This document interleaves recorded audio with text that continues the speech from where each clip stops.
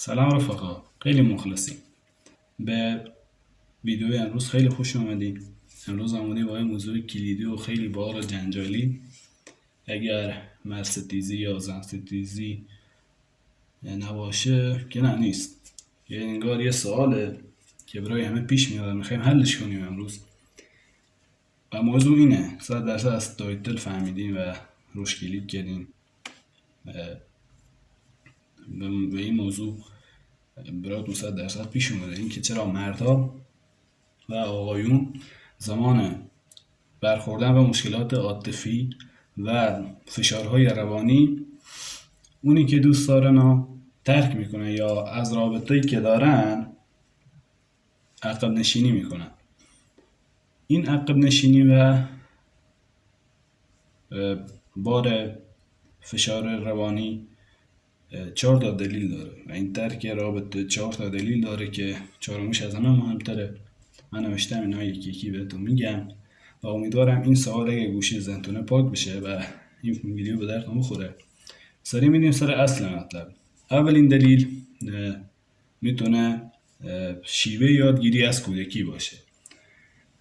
این شیوه یادگیری از کودکی چجوریه؟ این که آقایون، مردها از کودکی یاد گرفتن که مرد گریه نمیکنه، بار مشکلاتش باید رو دوش خودش باشه و یاد گرفتن که مشکلاتشون خودشون حل کنن و این باعث این میشه که زمانی که مرد و پسر میاد تحت فشارهای روانی و اقتصادی، مالی و خانوادگی قرار میگیره، به این فکر میکنه که نمیتونه بار مشکلش رو روی دوش پارتنرش، همسرش یا کسی که دوستش داره بذاره و این باعث عقب نشینی از اون رابطه میشه. یعنی زمانی که شما تحت فشار قرار میگیری یا پارتنر شما تحت فشاره، حس میکنه که اون مشکل رو باید تنهایی حل کنه. چون از کودکی یاد گرفته و داخل ذهنش هست این که مرد باید خودش بار مسئولیتش رو به دوش بکشه، الان مشکلی داره خودش حل کنه و این باعث این میشه که از پارتنر یا کسی که دوستش داره فاصله بگیره. دومین دلیلش میتونه استرس باشه. استرسی که نه مثل استرس معمولیه، استرسی که تهدید به هویت مردونه تلقی میشه. یعنی مرد به صورت ناخودآگاه به خودش میگه که باید نقش محافظ، تکیهگاه و یه نوع ستون داشته باشه برای پارتنرش. یعنی زمانی که خودش به مشکل میخوره میگه بابا چه خبره، من الان این وسط نه محافظم نه تکیهگاهم، مشکلی برای خودم پیش اومده به من ربط داره و شاید میتونه اشتباه باشه این چیزا، ولی دلیلش اینه.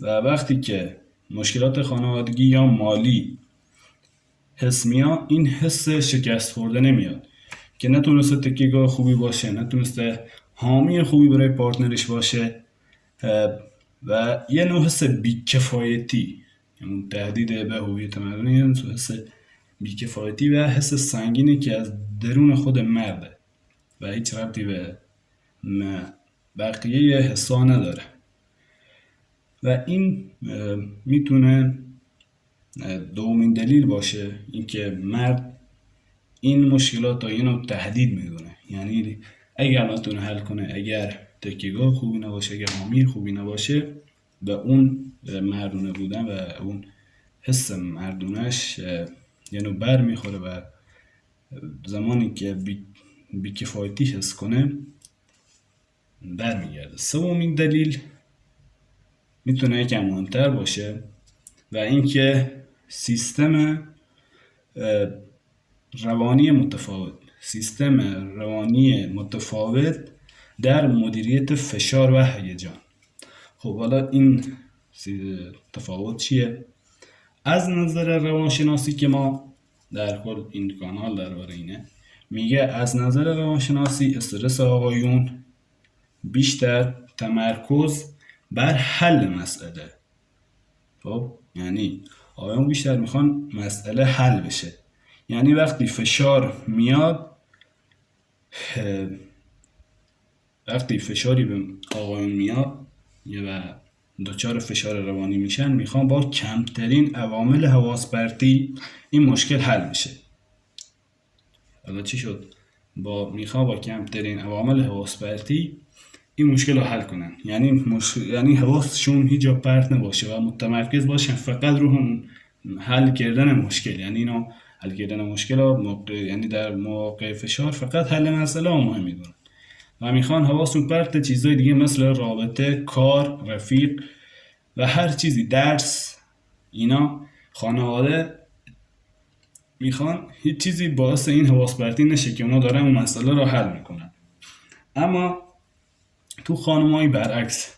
چرا داریم خانم‌ها میگیم؟ تا شما تفاوت سیستم حل مسئله یا مدیریت فشار رو در آقایون و مردا بدونید و با هم مقایسه کنید.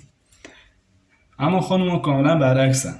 زمانی که به این مشکل یا فشار روانی میخورن، تمرکز بر حمایت عاطفی دارن. یعنی نیاز به صحبت کردن، نیاز به یه همدم، نیاز به یه دوست و رفیق دارن که باهاش صحبت کنن، ازش مشورت بگیرن، راه حل بگیرن، پیشنهاد بگیرن و به بیان و گفتن احساساتشون نیاز دارن.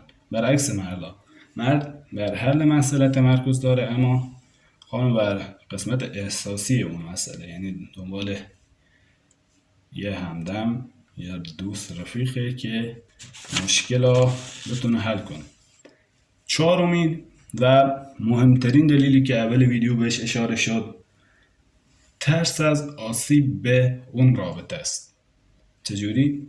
این که مرد با خودشون فکر میکنن، میسنجن بالا پایین اینور اونور که الان من عصبیم، فشار روانی رومه، دنیای مشکل، شاید با حرفی، شاید با رفتاری بدونم که من دارم، یعنی با اون رفتار و حرفی که من بزنم موقع عصبانیت، موقع این فشار روانی، به پارتنرم یا همسرم آسیب بزنم.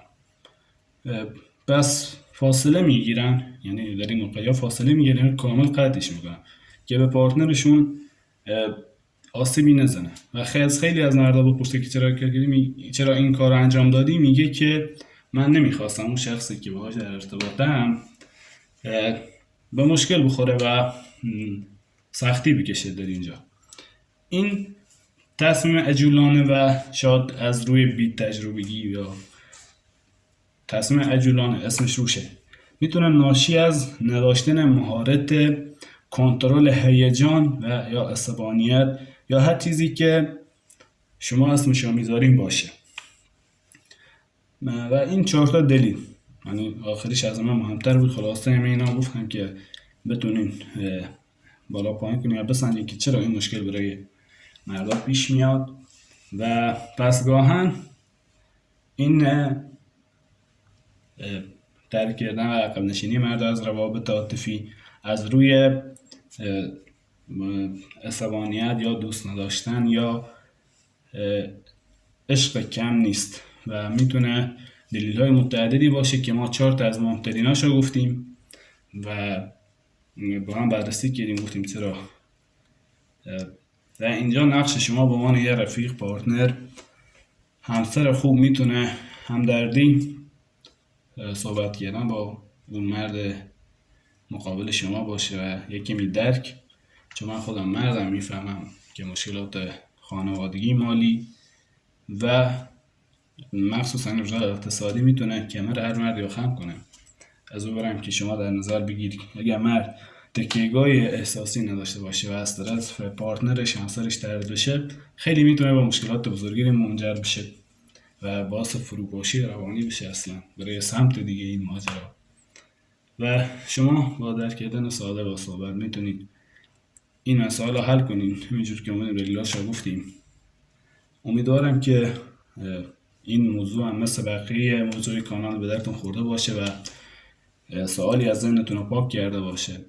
اگر خوشتون اومد، اگر دوست داشتین، لایک کنین ویدیو رو، کامنت بذارین، الا هر مسئله که داریم ما حل میکنیم. خیلی خوشحال میشم.